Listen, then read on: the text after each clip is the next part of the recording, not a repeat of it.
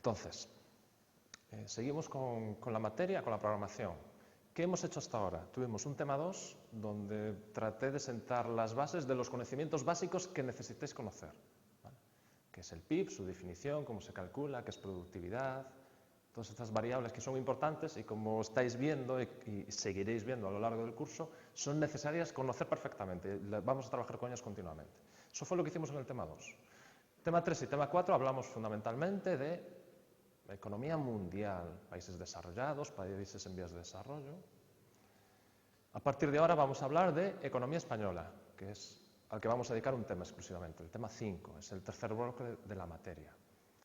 Hecho esto, el tema 5, abordaremos el tema 6, donde hablaremos sobre el sistema de bienestar y donde hablaremos fundamentalmente de cuál es el papel del sector público en una economía de mercado, cuestión sobre la que se debate mucho desde los años 80 y ahora con la crisis económica todavía más, se vuelve a debatir, no es una cuestión cerrada. Nunca lo fue, pero siempre es recurrente. Se criticó mucho el sobredimensionamiento del sector público en las economías de mercado, sobre todo en Europa.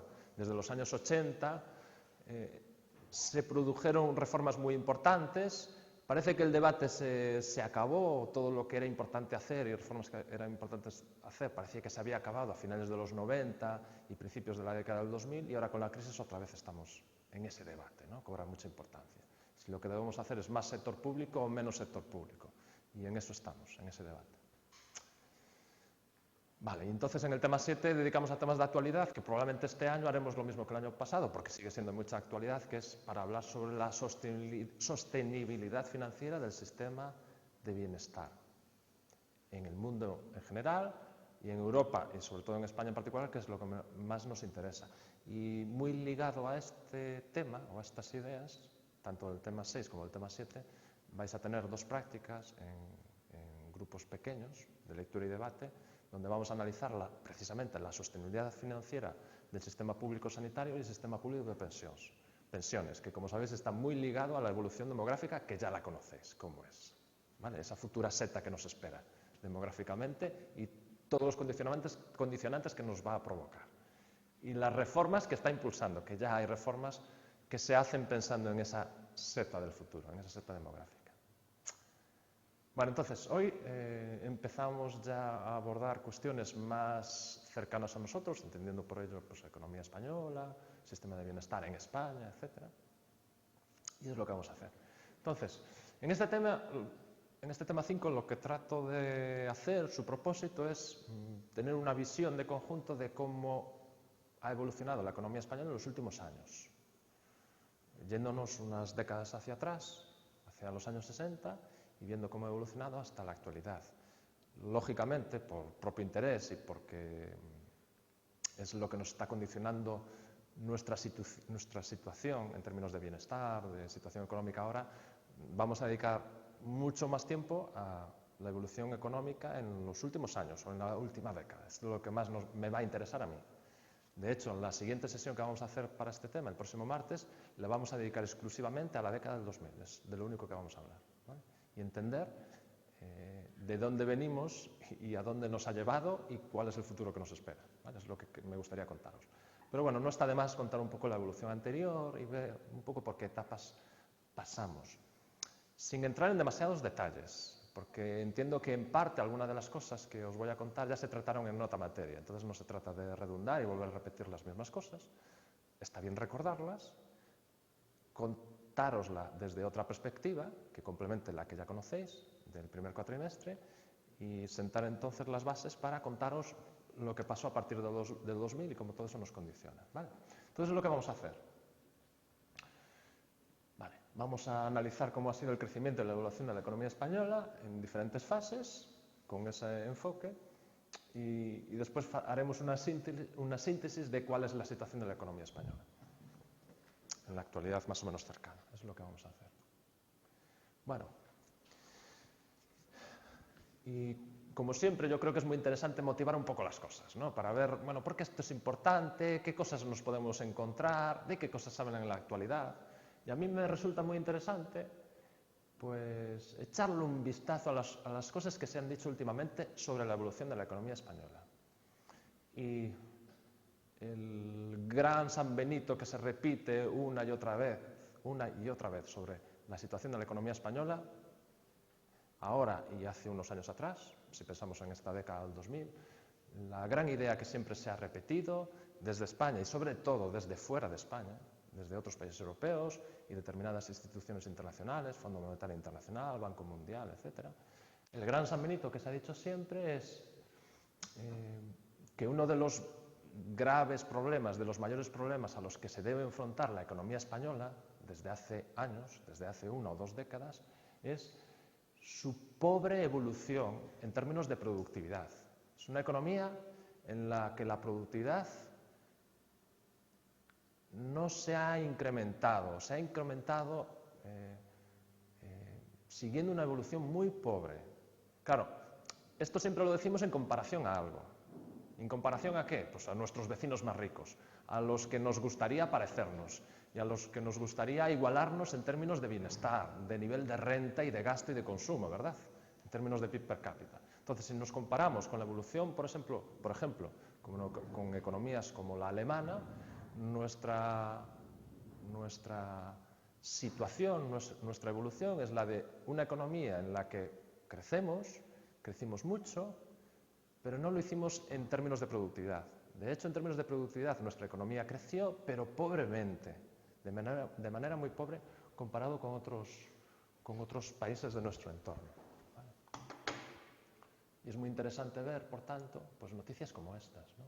Que se estaban diciendo, o se anunciaban, se hacían referencias a ellas, pues a lo largo de esta década, ¿no?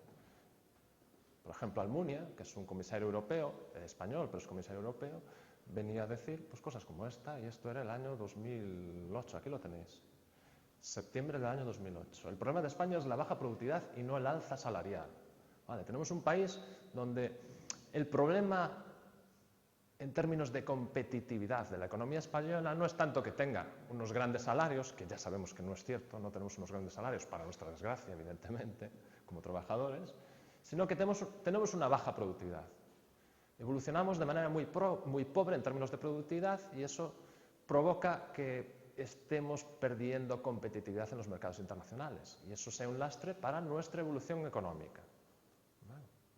Ya sabéis que uno de los grandes pilares para estimular el crecimiento económico, o los dos grandes pilares para estimular el crecimiento económico es emplear más recursos. Empleando más recursos puedes crecer económicamente, incrementar el PIB, ¿no? Porque empleas más recursos. Por ejemplo, recursos naturales, energéticos o de otro tipo, o bien porque empleas más trabajadores. ¿Vale? O porque te capitalizas y empleas más capital de todo tipo. ¿Vale? Entonces puedes crecer, incrementar tu renta, tu nivel de consumo y gasto, tu bienestar, tu PIB, porque empleas más recursos. Es crecer de manera extensiva, ¿no? Crezco porque empleo más recursos, tengo más recursos a mi disposición para generar actividad económica. O crezco porque empleando los mismos recursos soy capaz de obtener mayor valor añadido,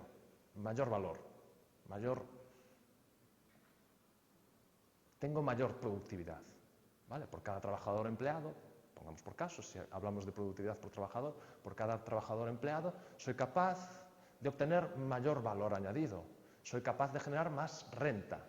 Y en la medida en que soy capaz de generar más renta por trabajador ocupado, tengo más capacidad para financiar gasto, consumo de bienes y servicios, es decir, más bienestar. ¿Vale? Entonces, siempre, si queremos crecer económicamente, podemos hacerlo de dos maneras. Crecer empleando más recursos o crecer siendo más productivo o siendo más eficiente, empleando de manera más eficiente los recursos que tengo a mi disposición. ¿Vale? Idealmente, un país inteligente, ¿por qué apostaría? ¿Por crecer de manera extensiva o por crecer en términos de productividad? En términos de productividad, crecer de manera intensiva. O sea, lo que a mí me interesa sobre todo es que cada trabajador sea capaz de generar más valor, más renta. Si además soy capaz de utilizar más recursos, fantástico. Crecer de manera extensiva no es malo, pero lo interesante y lo inteligente es crecer de manera intensiva. No voy a producir más haciendo que mis trabajadores, en lugar de, estoy poniendo un ejemplo hipotético, ¿vale?, para exagerar las cosas, voy a crecer más haciendo que mis trabajadores, en lugar de 8 horas, trabajen 10 horas. ¿Puedo hacerlo? Sí. ¿Creces económicamente? Sí, porque si trabajas más horas, produces más. Pero es una forma de crecer extensivamente. Lo más interesante no es eso. Si puedo crecer en el mismo volumen, pero en lugar de hacer que mis trabajadores trabajen más horas, es trabajando las mismas horas, pero que generen más valor, eso es lo inteligente. Venga, Ana. Hace pocos años en Europa dijo que se iban a ampliar las jornadas laborales a 8, de 8 a 10, 12 horas cotizadas. ¿Eso llegó a hacer? Esto le dijo. Yo no escuché. Lo pensaban hacer, no sé si. No, lo que sí se produjo, y esto fue, yo creo que fue a finales de los años 90 y no sé si a principios de la década del 2000, hubo algunas intenciones o algunas políticas para intentar reducir todavía más la jornada laboral. Sí, ya sé lo que me dices. En Francia se hizo. En Francia, hasta no hace muchos años, la jornada laboral, y esto creo que es de finales de los años 90, es decir, desde finales de los años 90 hasta, yo creo, estoy hablando de memoria, hasta mediados de la década del 2000, la jornada laboral se estableció por ley que era 35 horas, que es menos de lo que es habitual en nuestro entorno. Pero después vino, bueno, la economía francesa, igual que la alemana, estaba un poco estancada y tal, vino la crisis económica y se decidió volver a la jornada de 37 horas y media o 39, ¿vale? Pero más allá de eso, que es lo que me estás diciendo tú, yo no escuché nada. Y desde luego no se hizo en ningún sitio, ¿eh? Sí, yo ni siquiera oí que se planteara esa idea. Vale. Entonces, lo inteligente es crecer de manera intensiva, no de manera extensiva. Lo cual no significa que debamos despreciar lo otro, ¿vale? Pero lo más inteligente, por lo que apuestan normalmente los países, es por crecer intensivamente, crecer en términos de productividad. Esto es lo inteligente. Vale.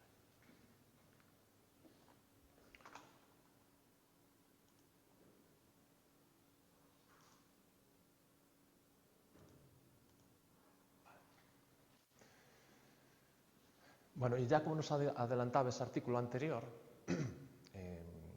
del que hacía referencia en los comentarios de Joaquín Almunia en la Comisión Europea, también se ha dicho muchas veces, o se ha advertido, que el problema es la productividad, no tanto los salarios. En España no tenemos tanto un problema de elevados salarios, sino que nuestra productividad por trabajador es baja en relación a otros países de nuestro entorno. Y además no evolucionamos positivamente, entendiendo por positivamente de crecemos en productividad y nos estamos acercando a los países a los que nos gustaría igualarnos, Alemania. Sino que Alemania, en términos de productividad, crece más de lo que crece España. Por tanto, cada vez la distancia es mayor. O sea, vamos por el mal camino, es lo que se nos venía diciendo en la década pasada. Y la culpa, entonces, de nuestras pérdidas de competitividad, de que nuestra economía, nuestras empresas sean menos competitivas en el exterior, por tanto, es más un problema de evolución de la productividad y no tanto de los salarios, porque efectivamente los salarios en España no son tan altos si comparamos con los alemanes, los franceses, no está ahí el problema. Lo llamativo de todo esto es que no estando ahí el problema,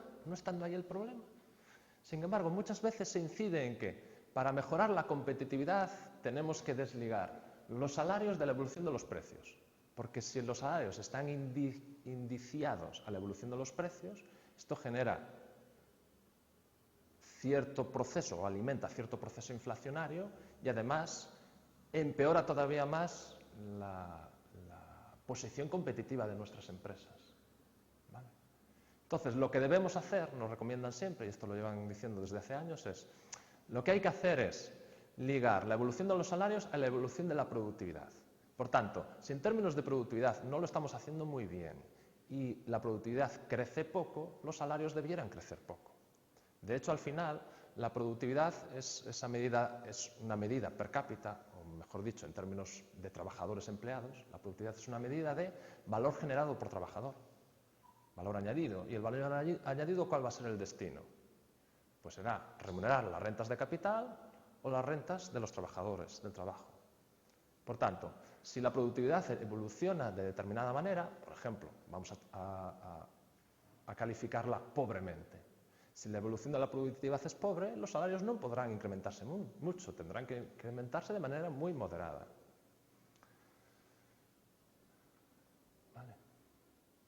Claro, al fin y al cabo esto no deja de ser, si se aplicara así, si entendemos, la evolución de la productividad en España evoluciona de manera muy pobre. Y estás diciendo al mismo tiempo, los salarios no deben estar ligados a la evolución de los precios, sino a la evolución de la productividad. Eso significa, al final, una devaluación interna. Es devaluar, reducir en términos reales el valor de los salarios.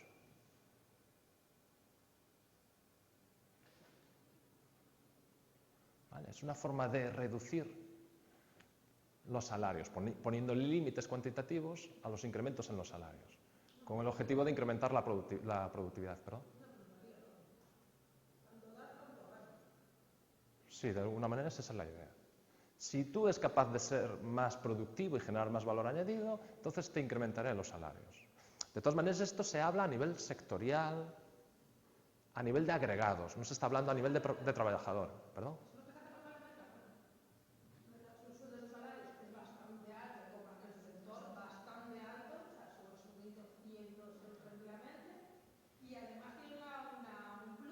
Un plus por productividad, a lo mejor, o por beneficios.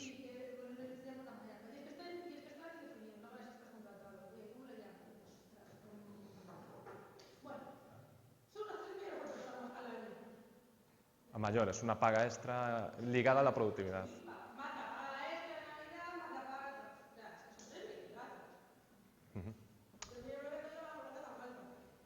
Vale.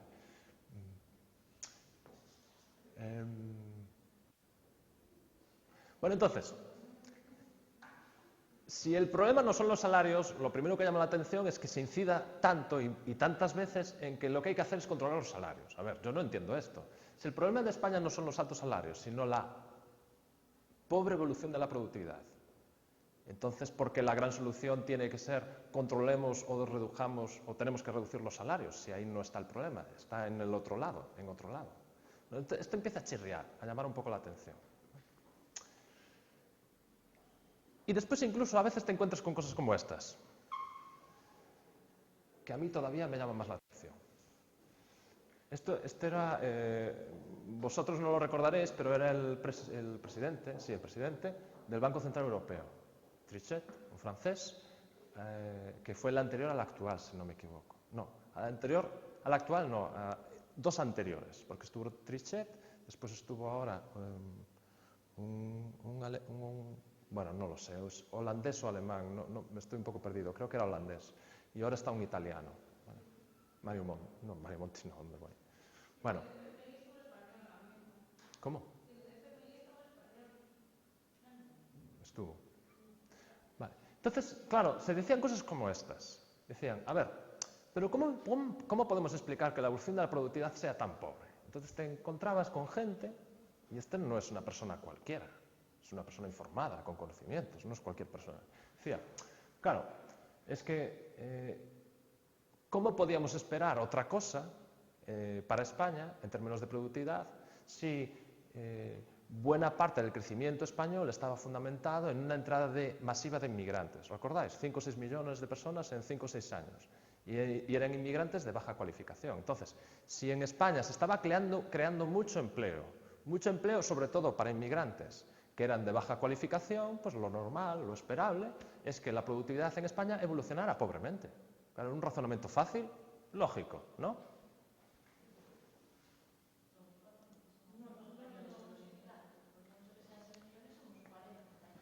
Bueno, pero te reduce la media.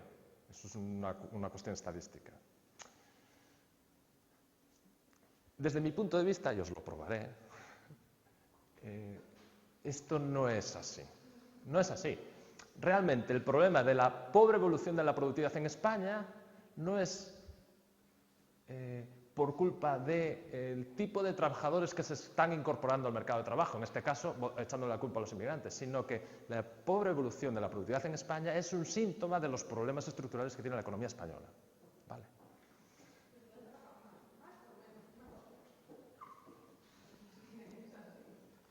Claro, porque después uno al final llega a cosas como esta. Esta es una noticia del año... debe ser 2010. Esto no es real, la noticia está aquí. Año 2010. Esto es agosto del año 2010. El ajuste del mercado laboral dispara la productividad en España y llega a decir cosas como que la productividad por ocupado supera a la de Alemania en España en el año 2010. Tenemos un nivel de productividad por trabajador empleado superior a la alemana y estamos a los niveles de PIB por hora trabajada similares a los del Reino Unido, que debe ser de lo más alto en Europa. Y claro, a uno se le pone cara de tonto, porque no se le puede poner cara de otra cosa. O sea, hasta el año 2007-2008 éramos de lo peor. La evolución de la productividad iba fatal. Lo hacíamos muy mal. Nuestra productividad por trabajador crecía, pero mucho menos de lo que crecían los alemanes. Y cada vez la distancia era mayor. Entonces, qué desastre de país, ¿no? Qué desastre de país, lo hace muy mal, la evolución de su productividad por trabajador es mala, no va bien. ¿Y a quién le echamos la culpa? Pues a lo más fácil, ¿no? Y de repente viene la crisis y somos de los más productivos de Europa. ¿Qué pasa? ¿Que antes éramos unos vagos y ahora por culpa de la crisis nos espabilamos y empezamos a esforzarnos? Puede ser un poquito, sí, pero no explica... Bueno, pero tenéis un convenio, nosotros vamos a regular que cuando el privado tiene crisis y no hay trabajo, pues pasa más rápido. Se cambia de mucho. Tú vas a un hospital y el médico no te deja de operar porque sea de la pública. El problema o la explicación es muy fácil, muy sencilla y únicamente tienes que ir a la definición de los macroagregados. Si piensas cómo se define la variable productividad, es evidente dónde está la causa y dónde está la explicación de las cosas. Es muy fácil. Y no hace falta echar mano de cosas raras, ni de migrantes, ni de que si eres más vago, menos vago. Es mucho más fácil que eso. ¿Vale? Simplemente tienes que fijarte en la definición de qué es productividad. ¿Y qué pasa con la crisis en Alemania y qué pasa con la crisis en España? Si tienes todo esto claro, todo es fácil de explicar y es muy evidente para quien lo quiera ver, claro. ¿Vale? Pero no os lo voy a contar ahora, la explicación me la dejo para la siguiente sesión.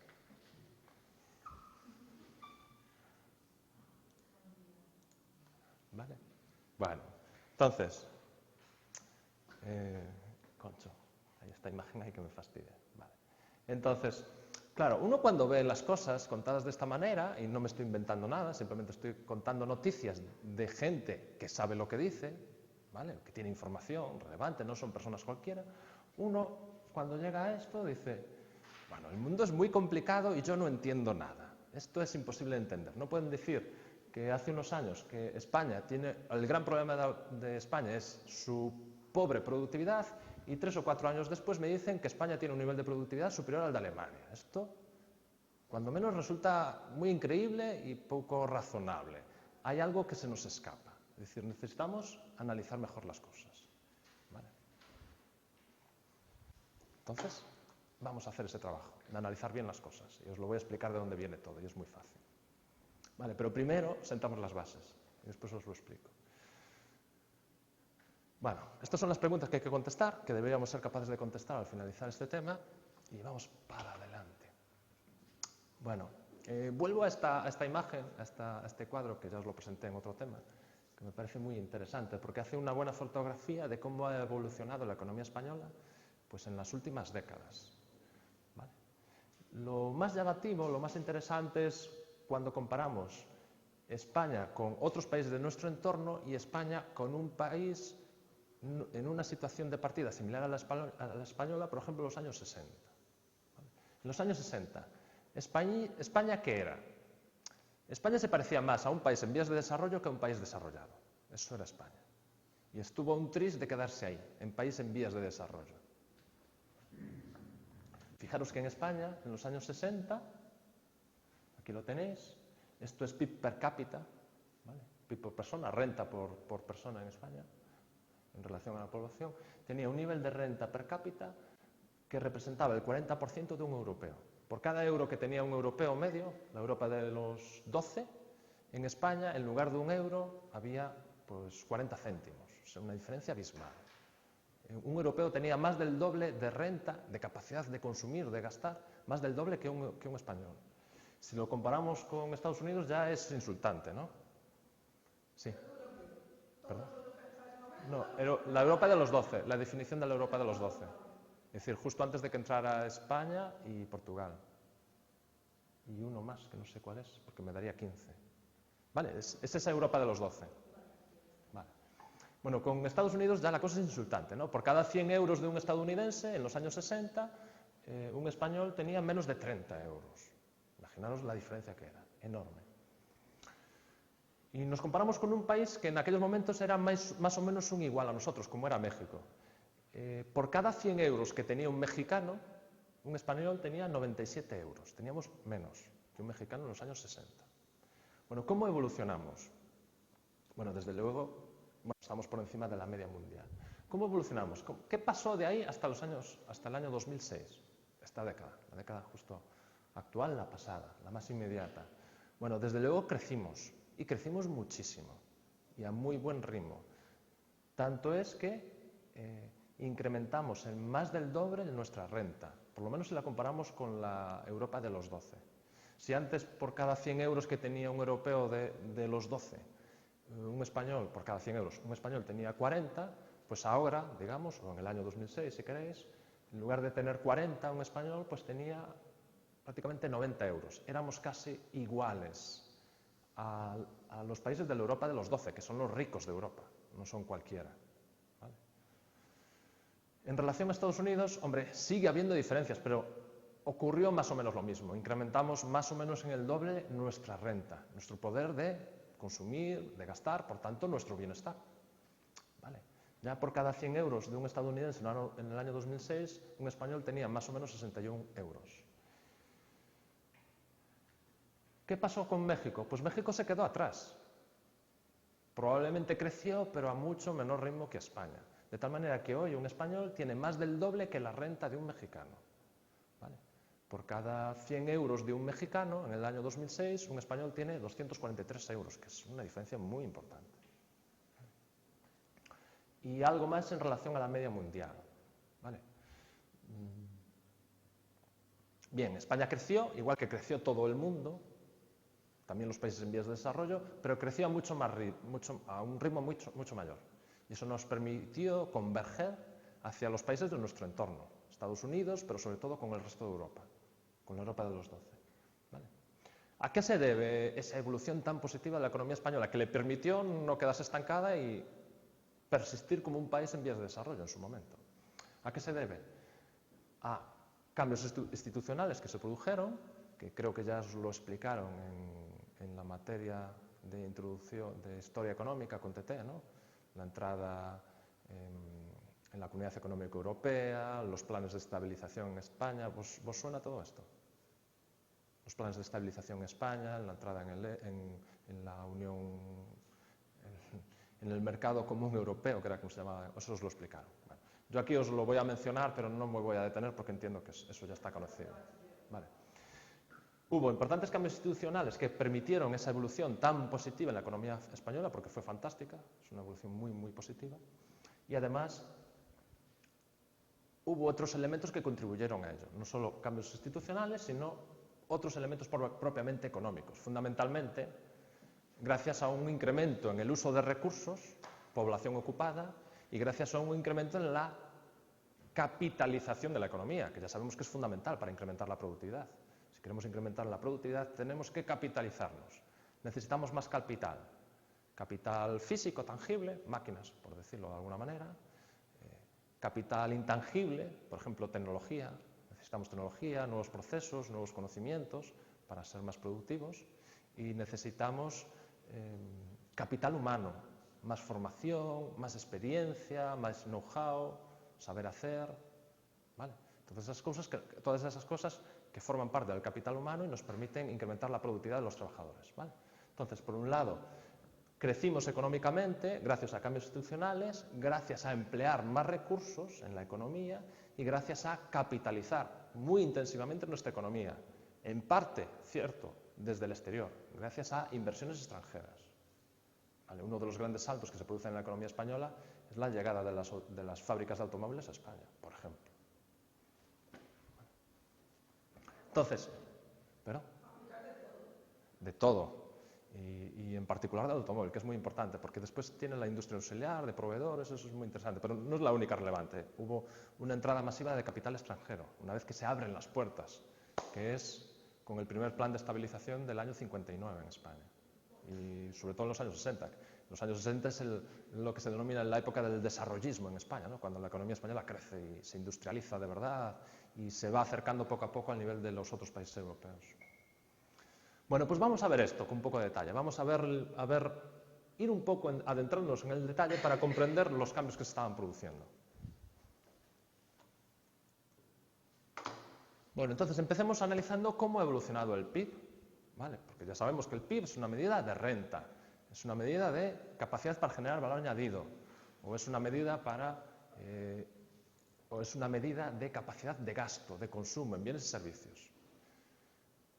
Por eso es importante que pensemos cómo evoluciona el PIB, porque es una medida de crecimiento económico y además también la empleamos como una aproximación o una medida del nivel de bienestar, ¿vale? Porque cuanto más dispongamos para consumir y gastar en bienes y servicios, mayor va a ser nuestro bienestar, confortabilidad, felicidad y todas estas cosas. Aunque ya sabemos que eso no lo es todo, pero es una parte importante.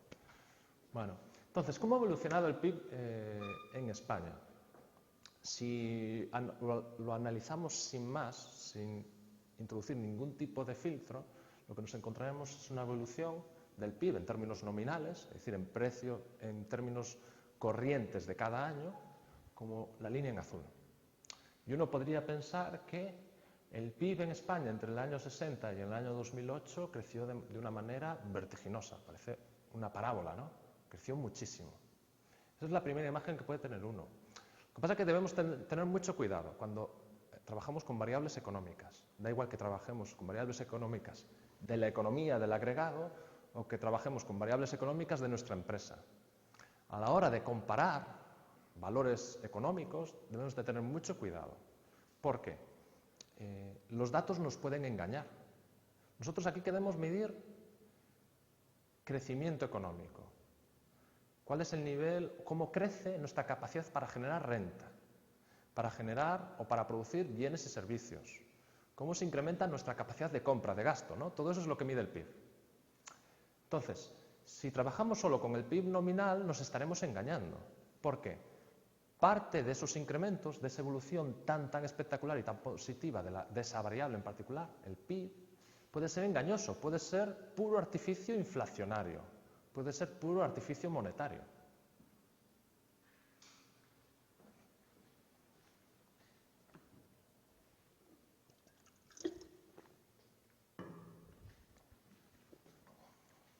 ¿A mí de qué me vale de que de un año para otro me incrementen mis salarios en un 10% si los precios suben un 15%? ¿Estoy mejor?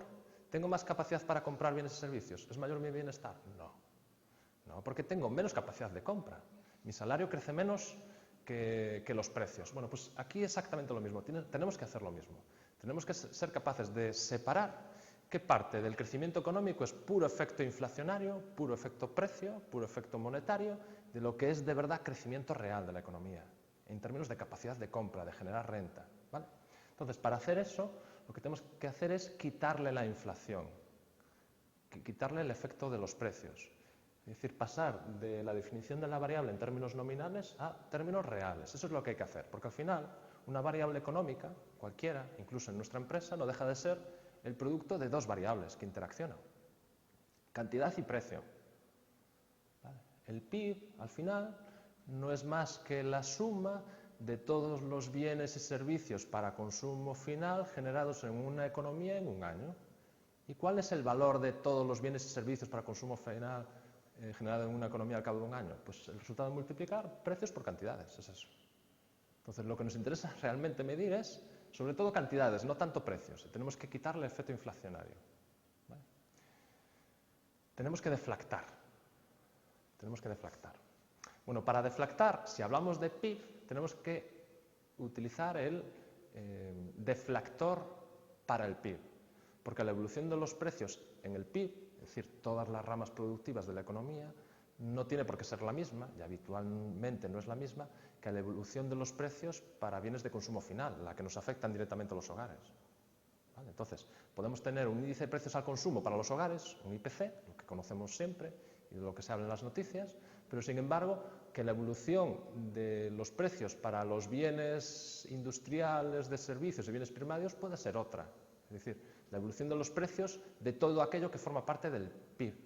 Entonces, si para deflactar el gasto en consumo de bienes y servicios de los hogares empleamos el IPC, para deflactar el PIB tenemos que emplear el deflactor implícito del PIB. Digamos que sería el IPC del PIB, por decirlo de alguna manera. Vale. ¿Perdón? ¿Perdón? No, el Producto Nacional Bruto es otra medida diferente al PIB. Y por supuesto tiene su deflactor del Producto Nacional Bruto. El Producto Interior Bruto es el Producto Bruto Interior que se produce internamente. El nacional es el nacional. ¿Qué diferencia hay entre uno y otro? Simplificando muchísimo, ¿vale? Y yéndolos al grano para que entendáis. En el nacional se incluiría, por ejemplo, las rentas que genera Inditex por negocios que tiene fuera. Porque Inditex es una empresa nacional. Entonces cuenta las rentas generadas aquí más las rentas generadas fuera, ¿vale? ¿Qué es Producto Interior Bruto, PIB? Lo que se genera internamente, sea por nacionales o sea por extranjeros. ¿Vale? No es exactamente así, pero simplificando mucho, esa es la idea. Entonces, el PNB, el Producto Nacional Bruto, es otra cosa. Normalmente se habla de Producto Interior Bruto, que es lo interesante, la renta que se genera aquí dentro, ¿vale? Dentro de las fronteras. Entonces, fijaros en las diferencias son tremendas. Cuando empleamos para deflactar el PIB, quitándolo todo el efecto inflacionario, fijaros que deflactar al final significa poder comparar con variables homogéneas, porque claro, un euro del año 60 no es lo mismo que un euro del año 2006, son cosas completamente distintas. Con un euro del año 60 podías comprar muchísimas más cosas de las que puedes comprar hoy. ¿Cuál es la diferencia? Efecto inflacionario. Para que os hagáis una idea de la gran magnitud de este efecto inflacionario, os voy a poner un ejemplo, muy sencillo. Yo os voy a poner el ejemplo que a mí me resulta fácil porque lo conozco perfectamente. Lo conozco a través de un amigo, ¿vale? Este amigo mío, sus padres estuvieron emigrados en Bélgica, allí estuvieron trabajando en la industria del carbón y otras cosas, ¿vale? Y también en temas de mecánica, estas cosas. Y creo que a principios de los años 70, o por lo menos en los años 70, vuelven a España y van a trabajar a Citroën, en Vigo, ¿vale? En aquel momento se compran un piso en una zona de Vigo, no céntrica, pero que estaba, vamos, al lado del centro, una buena zona. Y en pleno auge del desarrollismo en España, ¿no? De aquella época. Vale. Compraron un piso, el estándar que nos podemos encontrar, ¿no? Un piso de un tamaño normal, razonable. Yo estuve allí en el piso, ¿no? Debe ser un piso de 90 metros cuadrados, 90 y algo. ¿Eh? Bueno, sí. En aquella época era habitual. Bueno, no, una cosa era en los 60 y otra era a mediados de los 70. Yo estoy hablando de mediados de los 70. Y era lo que se construía, pisos de 3 habitaciones, porque las familias aún eran un poco grandes, ¿vale? Pisos de 3 habitaciones, de un tamaño de 90, igual 80 y pico, 90 metros cuadrados. Sí. Este no es así, es un piso, yo estuve dentro y es un piso normal a efectos de estándar de hoy, ¿vale? Vale, lo compraron yo creo que a principios o como muy tarde en el año 75, en una calle más o menos próxima al centro de Vigo. Y el piso les costó 700 y pico mil pesetas, que al cambio vienen siendo 40.000 euros. No, 4.000 euros. En los años 70, un piso que en los años 70 valía 4.000 euros, hoy en día exactamente el mismo piso, vamos a imaginarnos que fuera nuevo, no usado ya, ¿no? El equivalente a ese piso hoy en día, con toda la crisis y con todo lo que bajaron los precios, ¿eh? Si en el año 70 y poco eran 4.000 euros, hoy en día perfectamente con la crisis pueden ser, si fuera nuevo, 180.000 euros. 4.000 euros, 180.000 euros. Claro, es decir, si no tienes en cuenta el efecto inflacionario, tú no puedes comparar euros de un año con euros de otro, no puedes, por lo que acabas de decir tú, Lorena, efectivamente. Claro, los salarios evolucionan de distinta manera, todo evoluciona de distinta manera, es decir, hay efecto inflacionario, hay puro efecto monetario. Entonces no puedes comparar euros de un año con euros de otro, no son la misma cosa. Tú le llamarás euros o pesetas, pero no son la misma cosa, son cosas distintas, porque tienen una capacidad de compra distinta. Entonces, lo que tienes que homogeneizar, ¿vale? Si sumas si sumas naranjas con manzanas, pues ¿qué te da? Yo qué sé, una Macedonia, eso no se sabe. Tienes que poner todo en las mismas unidades, porque si no, vas a hacer una barbaridad. Entonces, en términos económicos, tienes que deflactar, que todos los valores sean de la misma, medido en precios del mismo año, en la misma base, ¿vale? Para eso tenemos el deflactor implícito del PIB. Y con el deflactor implícito del PIB, por ejemplo, podemos pasar valores del año 2008 a valores del año 60. Y una vez que tienes todo a precios del año 60, lo comparas, sin problemas. Ya está homogeneizado. Vale. Entonces, el resultado de hacer esto es lo que veis aquí, en esta tabla. ¿Cuál es el crecimiento nominal? Línea azul de la economía española entre el año 2008 y el año 60. Iba a decir se incrementó, no, es mucho más. Se multiplicó por 157 veces, que es un incremento fabuloso. Pero separemos qué es efecto inflacionario y qué es efecto real, de verdad. Efecto inflacionario, se multiplicaron por 23 los precios. Efecto real, se multiplicó por algo más de 6 el valor del PIB en términos reales. Eso es lo que nos debe importar. De hecho, si hacéis el cálculo, multiplicáis el coeficiente para efecto real y el coeficiente para efecto monetario inflacionario, más o menos aproximadamente os da el total, que es lo que tiene que salir. ¿Vale? De tal manera que el efecto real es lo que tenéis en la línea roja, una vez deflactado, ¿vale? Que sigue siendo una evolución positiva, con crecimiento aparentemente continuado, una evolución positiva. Pero bueno, no es lo espectacular de antes, lo de antes era espectacular, un incremento fabuloso, no es eso. La economía española no se incrementó en términos reales 157 veces a lo largo de 48 años. Lo que se incrementó en casi 7 veces. Vale, esto ya parece más razonable, más creíble. Vale, ese es el verdadero incremento real de la economía española, que es mucho. Vale. Muy bien.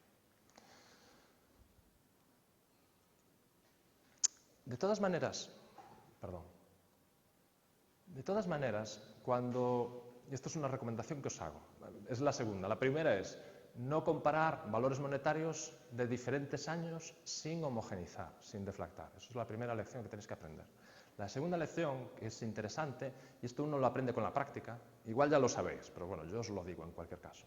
La segunda lección es, cuando tienes series largas, aquí estamos hablando de 48 años, las gráficas normalmente te van a engañar, porque cuando tienes una serie muy larga, apenas ves variaciones, porque digamos que la serie se aplana, ¿vale? Es como si estiraras una cuerda y todo parece muy homogéneo, muy continuo, muy plano, porque tienes una serie larga, ¿vale? Donde estás comparando algo que al final de la serie tiene un valor de 800.000 con otra cosa que al principio de la serie tiene un valor de, yo qué sé, 100.000. Las diferencias de magnitud de escala son tan grandes que la figura tiende a suavizarse, a allanarse, ¿vale? A hacerse un continuo. Entonces uno ve esa gráfica, esa figura en rojo y diría, la evolución de la economía española es positiva, creció de manera sostenida, continuada y, digamos, sin sobresaltos. ¿Es cierto? No, es una mentira, eso no es cierto. La gráfica nos está engañando. Podéis comparar gráficas así con series cortas, podéis tener una buena imagen, pero ya cuando tenéis muchos años, no. Esto miente mucho. Entonces, lo que tenéis que hacer es, una forma de resolver ese problema es, en lugar de ver cómo evoluciona la variable en términos absolutos, mirar cómo evoluciona la variable en términos de tasas de variación entre un año y otro. Y así se ve todo perfectamente, es mucho más fácil. ¿Vale? En lugar de ir viendo cómo va creciendo el PIB a lo largo de los años, lo que me interesa más es, bueno, entre un año y el anterior, ¿cómo varió el PIB? ¿Cómo fueron esas variaciones? Y a ver qué nos cuentan los datos. Es otra forma de mirar, son los mismos datos, pero los leemos, los estudiamos de otra manera. ¿Vale? Entonces, el resultado es este. ¿Qué podéis ver en este gráfico? En este gráfico lo que se analizan son las tasas anuales de variación. ¿vale? Que se calculan con esa fórmula que tenéis ahí arriba, que es un cálculo de variación de una variable respecto a la misma, respecto al año anterior. No tiene ningún misterio, es muy fácil, muy sencillo, ¿vale? Y entonces, lo que podéis ver ahí es efectivamente cómo eran los cambios anuales de esa variable. Esta gráfica se lee de distinta manera de la anterior. Mientras que en la anterior nos daba una evolución, una senda, aquí lo único que nos da es cómo varía un año respecto al otro. No nos da niveles, cómo evoluciona en términos de niveles, sino porcentualmente cómo cambia cada año, porcentualmente. Entonces uno ve eso y ¿qué puede ver? Por ejemplo, tasa de variación anual de un año respecto al anterior del PIB real, línea roja. Lo que observa es que prácticamente para todos los años la variable cambia positivamente, es decir, para todos los años hay crecimiento en el PIB en términos reales, con algunos años puntuales en los que el crecimiento es nulo o incluso negativo. Ahí no se aprecia mucho por problemas de escala en la gráfica, ¿vale? Pero llegó a ser algo negativo, es decir, ya no es cierto que la economía española evolucionara en una senda de continuo crecimiento, suave, sin sobresaltos. No, hubo cambios. Se puede ver un patrón. Tenemos unos primeros años de fuerte crecimiento. Cada año el PIB en términos reales crecía entre un 5 y un 10%, hasta los años 70, eso es fabuloso, es un ritmo de crecimiento muy bueno, ¿vale? Esto la gráfica anterior no nos dejaba verlo. Después tenemos una época de crisis, se ve claramente, a partir de los años 70, 73. ¿La razón cuál es? ¿La sabéis? Las crisis del petróleo, que hubo varias. Entonces la economía deja de crecer, llega a tener algún año de crecimiento negativo, pequeño pero negativo, o crece pero muy moderadamente. Es como si estuviéramos creciendo así de repente. ¿Vale? Esto tampoco no nos lo dejaba ver la gráfica anterior, esto no lo veíamos. Después tenemos a partir del año 85 más o menos una leve recuperación. ¿Por qué? Ya superamos la época de las crisis energéticas. Entre el año 82 y el 84-35 ya se hicieron los grandes procesos de reconversión industrial, que fueron muy fuertes en España. Vosotros no lo recordaréis, pero yo lo recuerdo perfectamente, y Ángel también. Aquello fue tremendo, todo el proceso de reconversión industrial que hubo en España. ¿Vale? ¿Perdón? Exactamente. Y además coincide que se empiece a superar esa fase de reconversión industrial con la entrada de España en la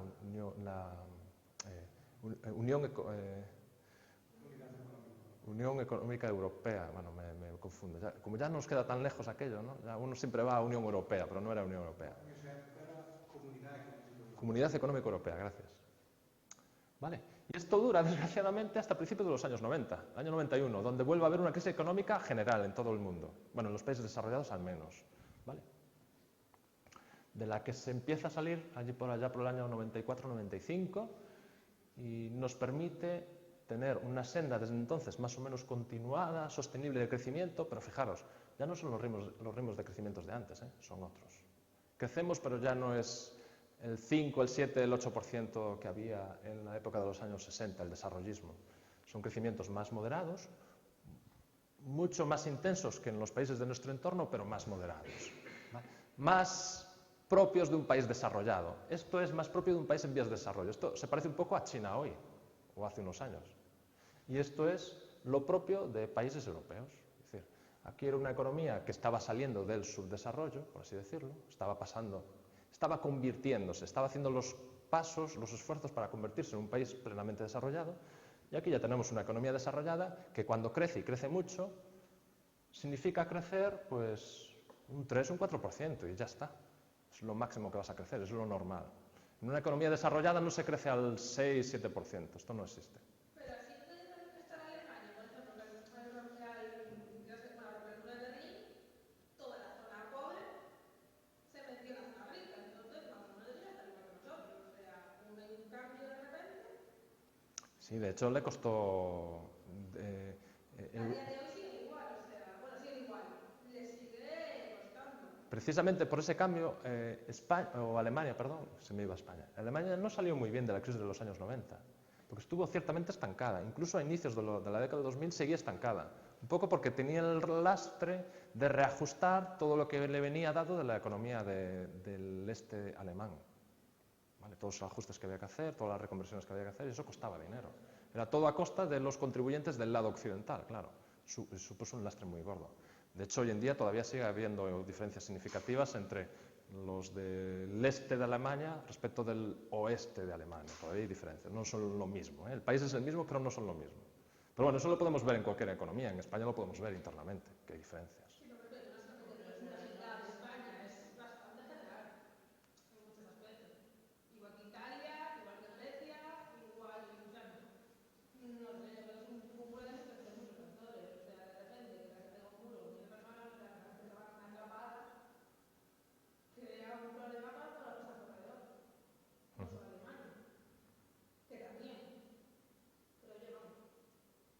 Lorena, comentabas.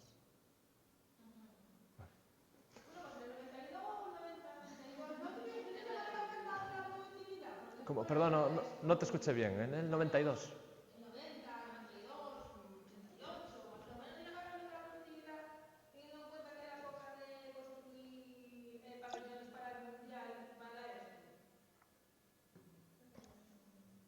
Si se incrementó mucho la productividad en esa época. Espérate a la segunda sesión y entenderás el problema de la productividad. Es que no tiene sentido que te lo cuente ahora. Mejor te esperas, un poco de paciencia. Así te motivo para que vengas a la próxima sesión y no me quedes en alumnos. Bueno, vale. Bien. Vale. Esta gráfica, esta figura es mucho más informativa que la anterior. La anterior, oye, era pobre, ¿no? Primero, en términos nominales, olvidaros, eso nos engaña. O sea, puro engaño. En términos reales, al ser una serie larga, no te permite apreciar detalles. Aquí podemos apreciar muchísimos más detalles.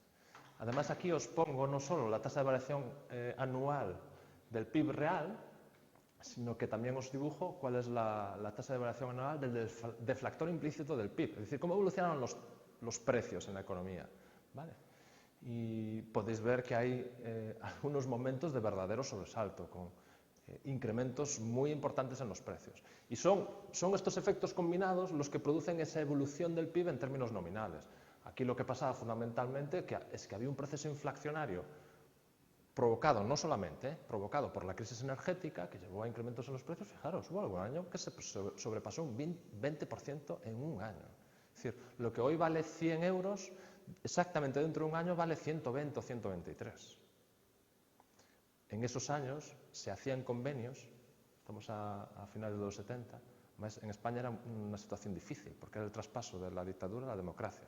Entonces, tampoco podías forzar mucho las cosas en términos de regulación económica. Tenías que ser un poco generoso para concentrarte en el verdadero problema, en lo que te interesaba, y no meterte en más líos. Entonces, en aquellos momentos se llegaron a hacer convenios laborales con incrementos salariales del 20% más o menos. Eso, claro, nunca más se volvió a ver eso.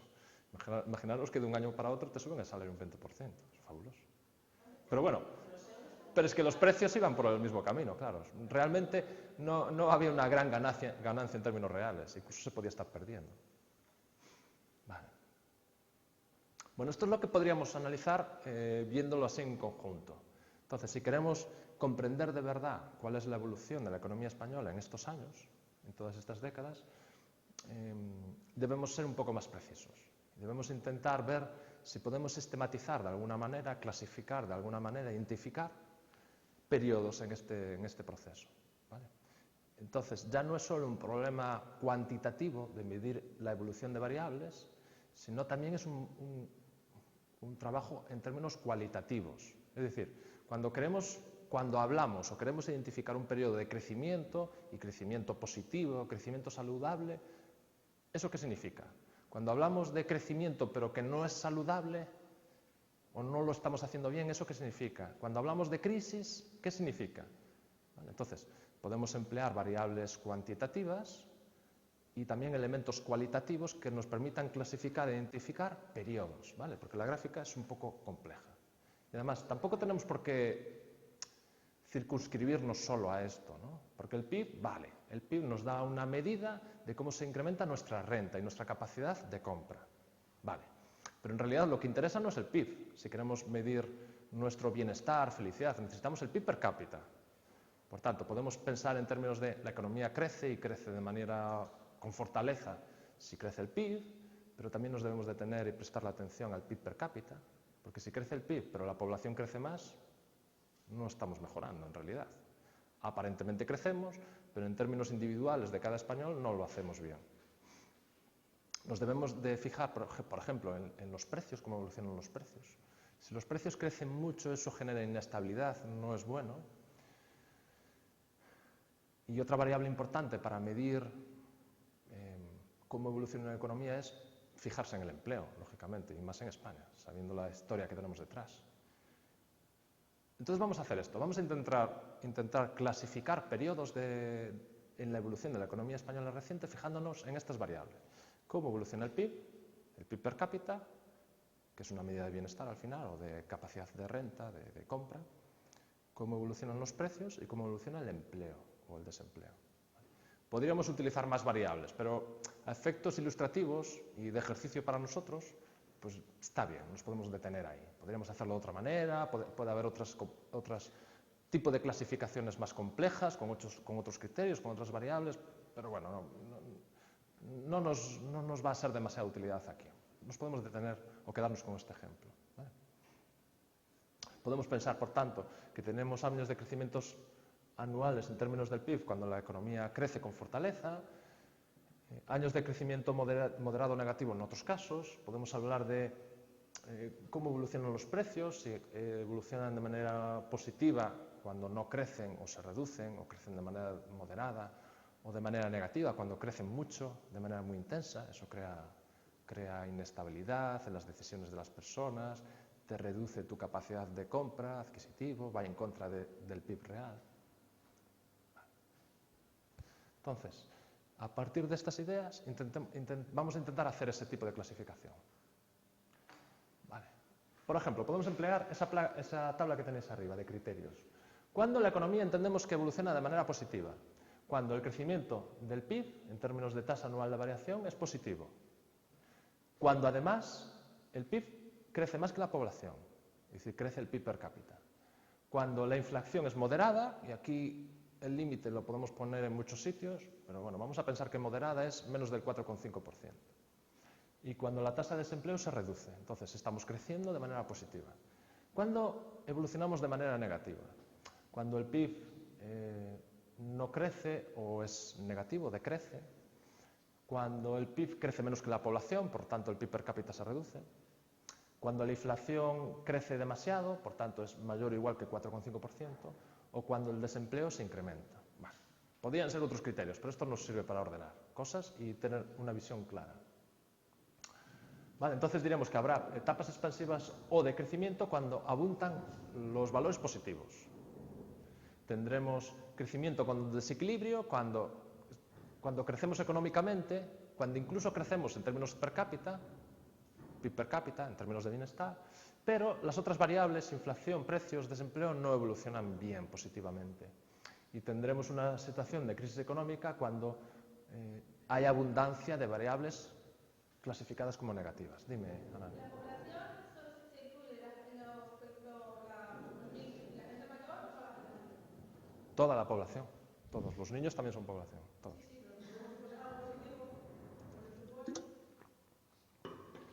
No, cuando hablamos de PIB per cápita es toda. Vale. Una cosa más. Si además queremos concretar y empezar a clasificar los periodos, ¿no? A ver, aquí tenemos un periodo donde esta evolución evoluciona de esta manera.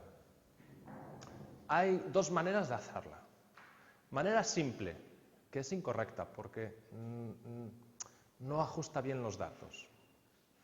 Porque antes hablábamos de tasas de variación anual, pero si queremos analizar cómo se comporta la variable para un periodo que identificamos, tenemos que calcular la tasa de variación media para ese periodo. ¿Vale? Podemos hacerlo así. Tasa media anual, que es medir la variación total en el periodo desde que, por ejemplo, periodo 60 al 74.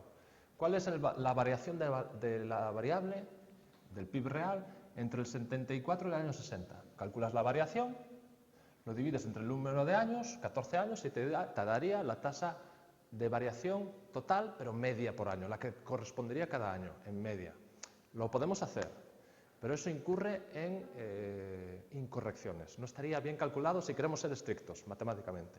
Si queremos hacerlo bien de verdad y calcular bien de verdad el valor que debemos tomar, tenemos que calcular la tasa media anual acumulada, que eso la conocéis de matemáticas financieras.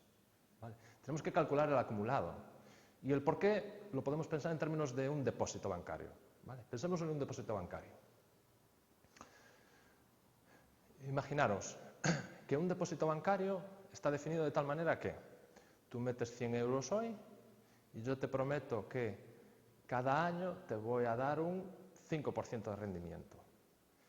Y puedes hacer dos cosas, que el rendimiento que obtengas cada año te lo pagan y lo cobras, o por el contrario, si no te lo pagan y no lo cobras, el rendimiento que consigues un año se suma al capital. Y al año siguiente te darán el interés del 5% sobre el capital original más el rendimiento del año anterior. ¿Vale? Si optamos por esta segunda opción, donde los rendimientos de un año se incorporan al capital del año siguiente, para calcular nuevos rendimientos, entonces, para conocer bien cuál es la rentabilidad de ese depósito, tenemos que calcular la tasa media anual acumulada, porque los rendimientos de un año se incorporan al capital del siguiente y entonces hay rendimientos sobre rendimientos. Entonces, si queremos calcular bien la tasa de rendimiento equivalente a cada año, tenemos que utilizar la fórmula con acumulación. Y el PIB, si lo pensáis, funciona así. Tenemos el PIB de un año. Se produce un incremento de un año a otro. Vale. A partir de ahí, el incremento que se produjo de un año a otro forma parte del acervo, digamos, del capital de ese año, y si queremos calcular el incremento del siguiente año respecto a otro posterior, no partimos del PIB original del año 60, partimos del PIB del año 61, con el incremento del año anterior respecto al año anterior. Es decir, hay acumulación. Es como ese depósito en el que los rendimientos se reinvierten. Y el PIB funciona así, ¿no? Entonces, si queremos definir y afinar bien en el cálculo de la tasa anual equivalente de rendimiento, en este caso crecimiento del PIB, tenemos que utilizar la fórmula con acumulación. Con la media anual calculada así a lo bruto, tenemos una aproximación, pero no nos da el verdadero valor, ¿vale? Eso que lo sepáis. Bien, entonces después de esta introducción un poco compleja de matemáticas financieras, lo que nos resulta es esto. ¿Vale? Podemos diferenciar estos periodos del 60 al 74, 75 80, 86 90, 91 94, 95 2001, 2002 2003, 2004 2007 y, bueno, lo último ya no son periodos, simplemente decir en dónde nos metimos en el año, a partir del año 2008. Vale. Entonces podemos diferenciar perfectamente cómo hay etapas de crecimiento que no es equilibrado, crecimiento que sí es equilibrado y épocas de crisis que se intercalan por el medio. ¿Vale? La primera del 60 al 74 era claramente una época de crecimiento no equilibrado, porque en términos de PIB y PIB per cápita crecíamos, pero en un momento en el que se producía desempleo y mucha inflación. ¿Por qué se estaba produciendo probablemente tanto desempleo? Porque era una época en la que se estaba modernizando la economía, se estaba capitalizando y eso estaba expulsando trabajadores que no eran necesarios. En la medida que te capitalizas, puedes prescindir de trabajadores, por ejemplo, en el campo. A medida que mecanizas más el campo, necesitas menos trabajador por superficie, entonces expulsas trabajadores. A medida que una fábrica o un proceso productivo se capitaliza, muchas veces lo que se hace es sustituir trabajadores por capital y eso crea desempleo. Entonces, en la época de desarrollismo, la época inicial de fuerte crecimiento en España era una época de fuerte crecimiento, pero en las que se generaba desempleo. De hecho, fue la gran época de la emigración en España, en los años 60. Lorena.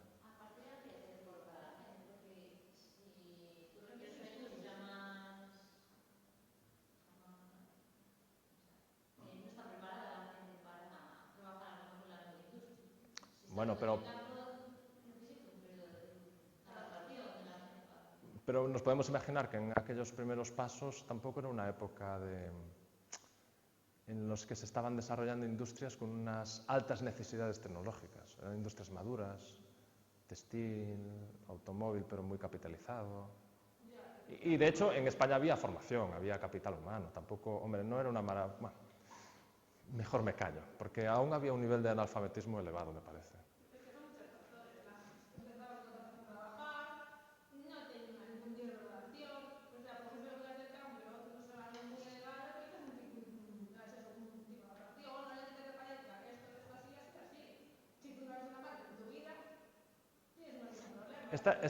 Desde luego es la gran época de la emigración, del rural al campo o del rural afuera. Básicamente esto es lo que se estaba haciendo. No era problema de capitalización humana, es claro, porque obreros que fueron aquí al paro fueron a fábricas a Alemania y a Francia. Yo los he visto en Alemania. Entonces, no es problema de que no tuviesen preparación humana, formación humana. El problema es que no había puestos. Claro, desde luego había poca educación, ¿vale? Todavía había mucho analfabetismo, decía, había falta de educación, pero al mismo tiempo había un problema de te estás capitalizando y inicialmente eso provoca un proceso de expulsión de trabajadores, sobre todo en el campo, pero no únicamente.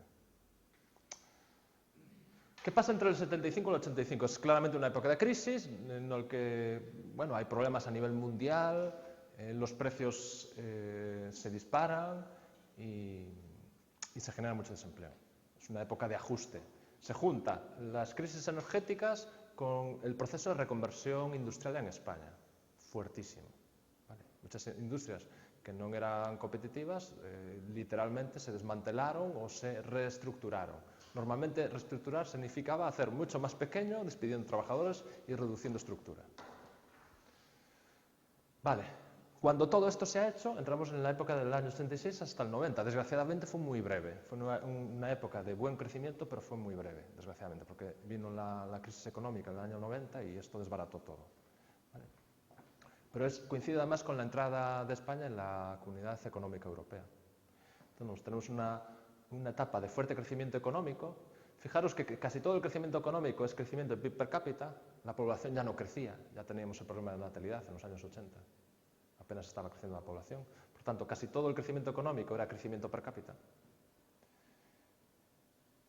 Por fin se consiguió reducir el empleo, por fin, después de todo lo que estuvimos sufriendo antes, pero aún así los precios estaban descontrolados. Esto es uno de los grandes males de España, ¿no? La evolución de los precios siempre fue muy mala.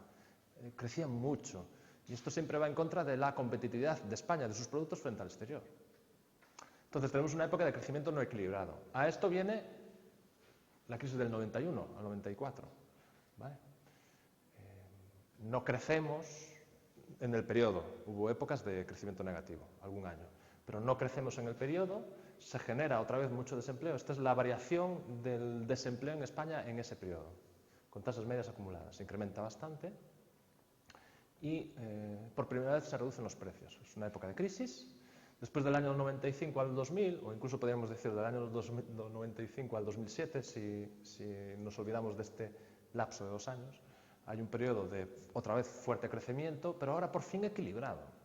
Parece que todo va bien, ¿no? Crece la economía, en términos absolutos o per cápita, el desempleo se reduce de manera importante por primera vez, las cosas iban bastante bien, y los precios crecen pero moderadamente, están controlados. Tenemos aquí un breve periodo, 2002 al 2003. ¿Qué pasa en ese periodo 2002-2003? ¿Lo recordáis? En el 2002 pasa algo... no es eso, podría ser, pero no es eso. El euro en principio era bueno para la economía, pero en el 2000, y además fue en el 2001, si no me equivoco. Vale, ¿qué pasó en el año 2002? Es un acontecimiento que uno no se olvida nunca y que queda en la historia marcado para siempre. Algo pasó en el año 2002 en el mundo, no en España. Exactamente. Aparece el atentado de las Torres Gemelas, invasión de Irak y de Afganistán, guerra, pánico, las bolsas caen, o sea, todo el mundo tiene miedo de lo que va a pasar. Y hay un breve periodo de crisis en el mundo, en general, que es ese periodo que tenéis ahí, ¿vale?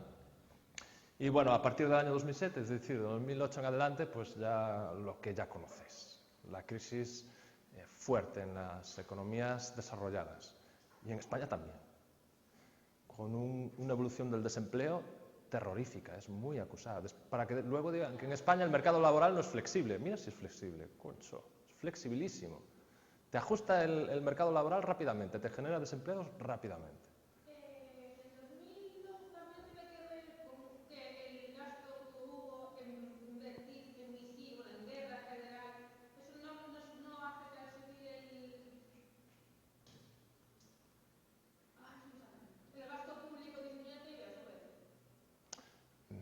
Que gastes más, en principio, es bueno para la economía.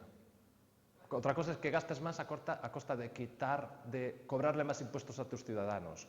Y entonces estés quitando financiación o gasto de sectores que son mucho más productivos. Eso sí es un problema. Pero en principio gastar más es bueno para la economía. De hecho, hay mucha gente hoy en día que dicen, para salir de la crisis lo que tenemos que hacer no es, ¿cómo se dice? No es austeridad. Lo que tenemos que hacer es lo contrario, gastar más, para ayudar a que la economía salga de la situación de crisis. Es la pregunta que me hago yo. Es la pregunta. Fantástico, muy bien, vale. Que el gobierno gaste más, pero claro, ¿y de dónde quita el dinero? Claro, es la pregunta que me hago yo siempre, claro. Es que esa receta está bien. Esa receta está bien si tienes un déficit del 1, del 2 o del 3%.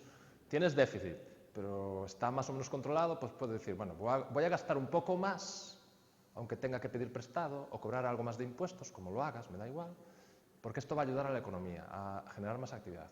Pero cuando tienes unos niveles de déficit del 7, 8, 9, 10%, es que no puedes. ¿Cómo vas a gastar todavía más? Es una locura, te estás metiendo en un agujero sin fondo. Pero bueno, hay gente para todo. Y gente reputada, no lo dicen 4 ignorantes. Estamos hablando de premios Nobel que lo dicen, de economía.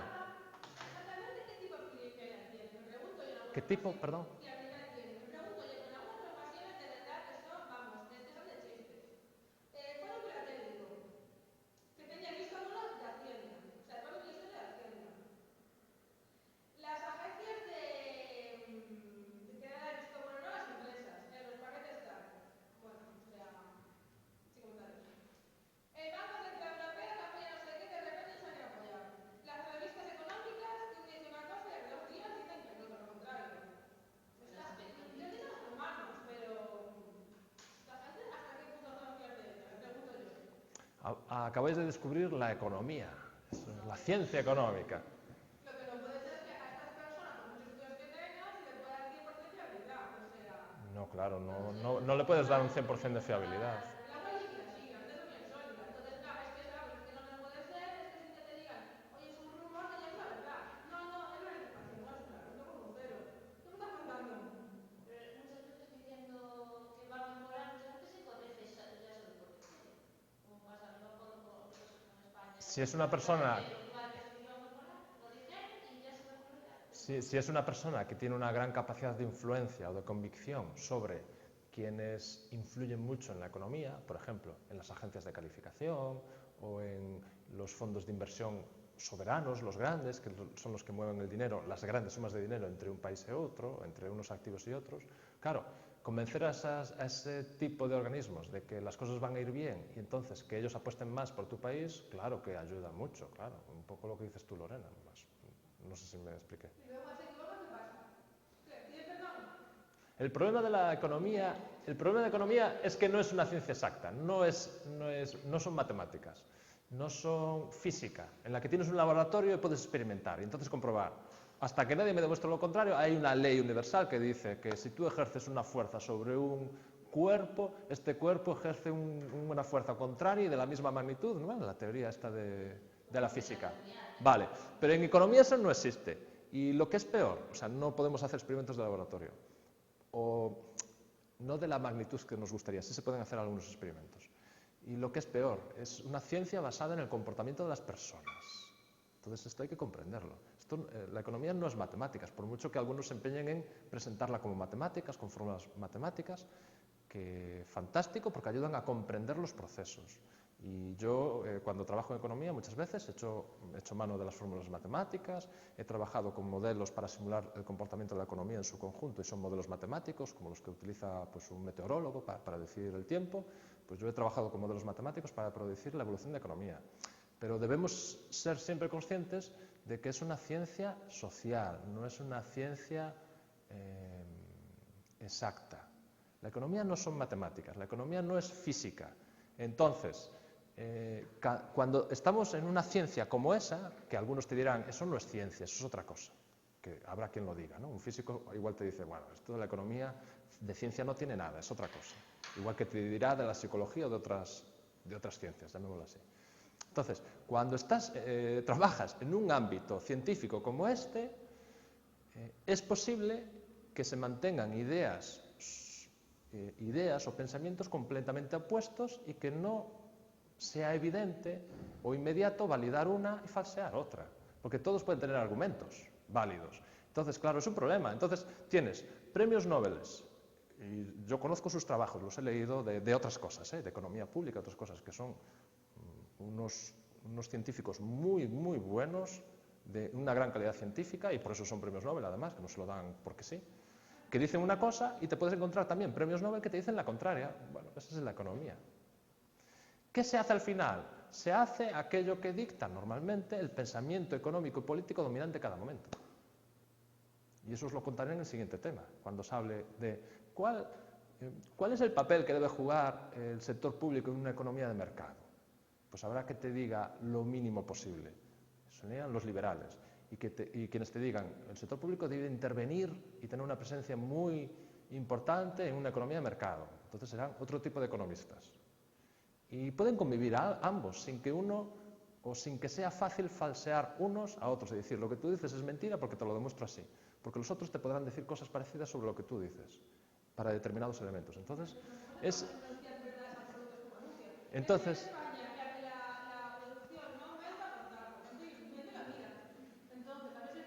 bueno, a veces...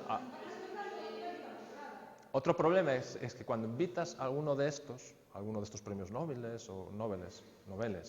o expertos científicos en economía, el problema es que algunas veces son invitados con la mejor intención del mundo para dar una charla y lo que te hace es contarte las 4 cosas que repiten todos los sitios, mirándote 4 agregados macroeconómicos de la economía española y darte una lección, cuando a lo mejor desconocen de verdad lo que está en el fondo de las cosas porque no tienen el tiempo ni le han dedicado el tiempo suficiente para hacer eso. Y después igual le pagan pues, por una conferencia de esas, yo qué sé, 60.000 euros o así, por venirte un día a dar una conferencia.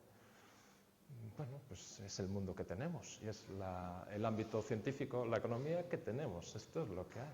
Te puedes enfadar, lo que quieras, pero con esto es con lo que tenemos que convivir.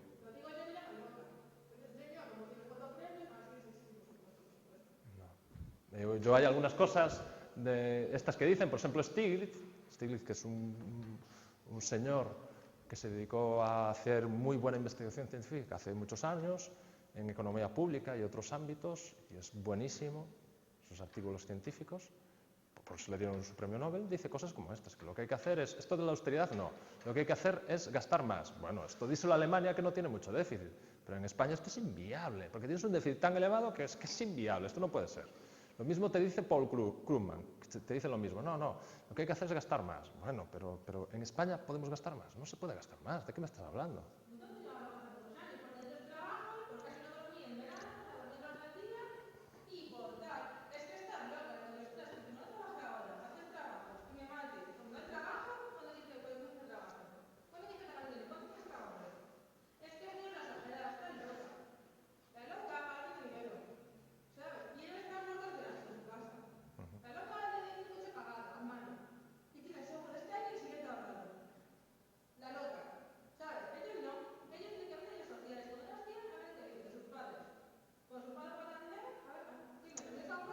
Aquí en España además tenemos un problema en esto que me estás diciendo tú, y ya acabamos porque si no, no avanzamos. Yo creo que tenemos un problema de acomodamiento y yo creo que los padres sobreprotegen a sus hijos. Esa es mi impresión desde hace años y yo tengo hijos, pero pequeños todavía, ¿no? Y mira, yo cuando hice la carrera trabajaba en una empresa, era representante de una empresa, un comercial, y vendía software, y vendía hardware en el año del 91 al 93. Me cogía un coche e iba por las empresas, no iba a casas, iba por las empresas, oficinas y demás y intentaba vender el producto, ¿no? Y yo con eso pues me pagué los estudios, yo a mis padres no les pedía nada, todo lo que necesitaba lo compraba yo, ropa, ocio, lo que fuera, el coche me lo pagué yo, el carnet de conducir me lo pagué yo y todo lo hice yo. Pero por desgracia yo creo que lo anormal es esto. No, ahora es una situación complicada.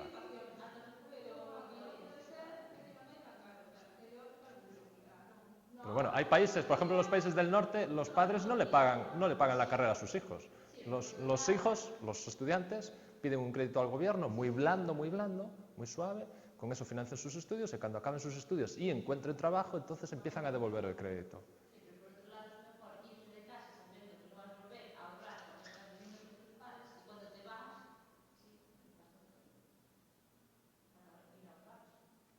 todas maneras, ahora mismo la situación es muy complicada, seas estudiante o tengas toda la intención del mundo de trabajar. Bueno, yo qué sé, yo desde los 16 años, para tener algo de dinero para mi ocio, yo daba clases particulares, daba clases de física, de matemáticas a alumnos de bachillerato. Yo siempre me espabilé, me busqué la vida.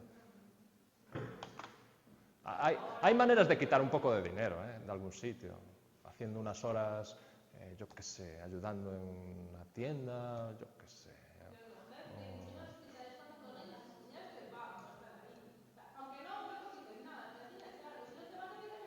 Sí, pero eso te requiere un esfuerzo.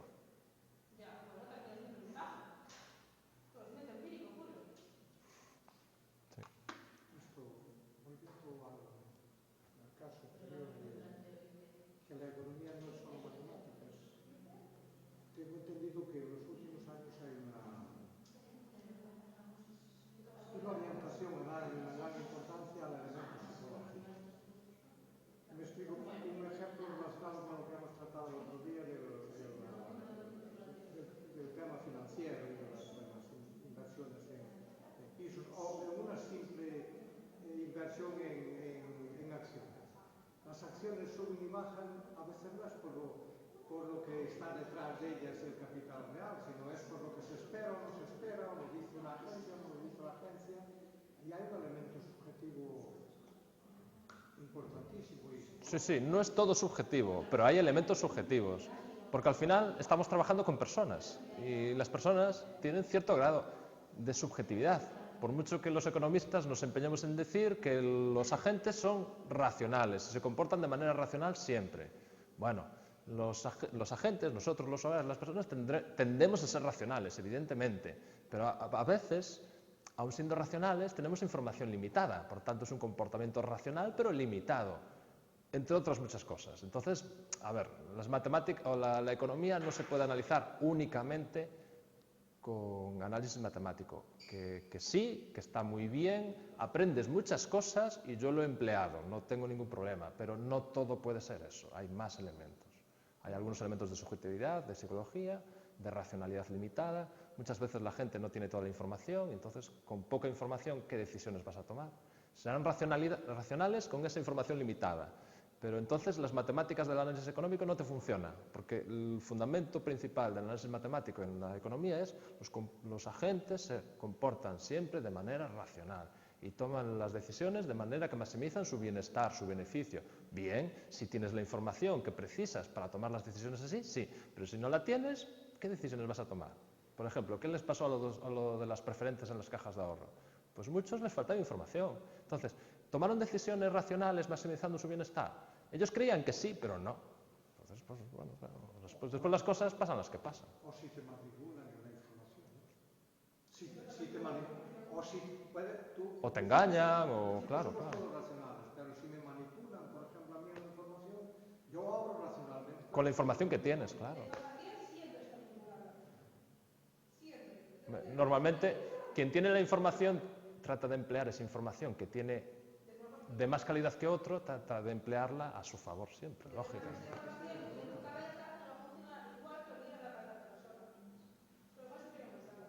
Bueno, venga, vamos a acabar con esto. Entonces, ahí tenemos el análisis diferenciando diferentes periodos de cómo ha evolucionado la economía española. Podemos hacer algo más, recordando un poco lo que vimos antes, ¿no? ¿Cómo evoluciona la economía española? ¿Cómo evoluciona en términos de productividad o en términos de empleo? Porque como os dije al inicio de todo, si queremos crecer económicamente, básicamente tenemos dos formas, dos fuentes. De manera extensiva, empleando más recursos, o de manera intensiva, siendo más productivos. Lo inteligente es crecer de manera intensiva, en términos de productividad por trabajador empleado. Eso es lo inteligente, lo que deberíamos hacer. Entonces, más allá de ese análisis por periodos que os acabo de presentar ahora, intentemos sintetizar y empezar a dar pasos en la pregunta que me hacías de, bueno, ¿y cómo respondemos a las preguntas del inicio, ¿no? A estas motivaciones que os presenté. Entonces, si hacemos un poco de análisis y jugamos con los datos, lo que nos puede resultar es lo que podéis ver ahí. Para todo el periodo, el año 61 al año 2008, ¿cuál fue ¿Cuáles fueron los pilares que sustentaron, que promovieron el crecimiento económico de España tan fuerte durante todo el periodo? ¿Vale? Si el PIB per cápita creció en un 3,1%, casi todo fue, 2,9%, casi todo fue incremento en la productividad. Y tan solo una muy pequeña proporción del incremento en el PIB per cápita es gracias a emplear más recursos. En este caso yo aproximo o empleo como una variable proxy de emplear más recursos el empleo. Es la que tengo a mano, es la más fácil, ¿no? Entonces, solo una pequeña parte del incremento en el PIB per cápita se alcanza gracias a que cada vez empleas a más gente. Crecimiento extensivo. Entonces, lo hicimos bien, como había que hacerlo, ¿no? Crecimos durante el periodo siendo cada vez más productivos. Perfecto. Pero podemos encontrar diferentes fases. ¿Podríamos subdividir todo este periodo en diferentes fases? Pues sí, hay elementos que nos indican que el comportamiento fue completamente distinto en diferentes periodos. Y podemos marcar lo que tenéis ahí. La evolución de la economía española entre el año 61 al 85 y del 86 al 2008. Estamos hablando más o menos de periodos de 20 años, más o menos. ¿Vale? No exactamente. ¿Cómo evolucionó en el primer periodo? ¿Vale? De los años 60 hasta mediados de los 80. Pues fijaros, la economía creció mucho, un 3,6%, a pesar de que se destruyó empleo. O sea, creció habiendo menos empleados. ¿Y cómo es posible eso? Porque lo hicimos sobre todo a base de incrementar muchísimo nuestra productividad, que se incrementó en un 4,9%. Fantástico. Me estaría bien que también se incrementara el empleo, pero fijaros, a pesar de destruir empleo, conseguimos incrementar muchísimo nuestro PIB per cápita, nuestra capacidad de renta, nuestra renta, gracias a incrementar mucho la productividad. Muy bien, perfecto. Vale. ¿Y qué pasa en el periodo 2006-2008? Perdón, 1986-2008, pues ahí lo hicimos fatal, pero es que muy mal. Crecimos, sí, crecimos un 2,5%, una cifra muy buena para ser un país desarrollado. Está bien, un 2,5% está muy bien. ¿Vale? Pero ¿cómo lo hicimos? ¿Incrementando mucho nuestra productividad? No, nuestra productividad apenas creció, lo hicimos muy pobremente en términos de productividad, lo que nos decían las noticias que os conté antes. Entonces, ¿cómo crecimos? Empleando cada vez a más gente. Crecimos así, de manera extensiva. Es decir, no lo hicimos de manera muy inteligente.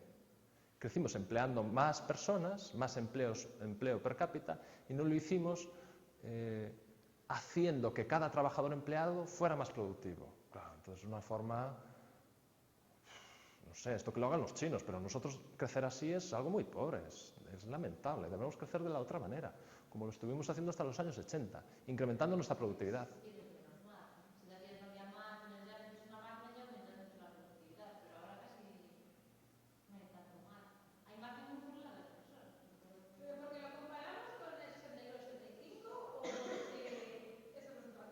Ese es el resultado del periodo 86-2008, no es comparación.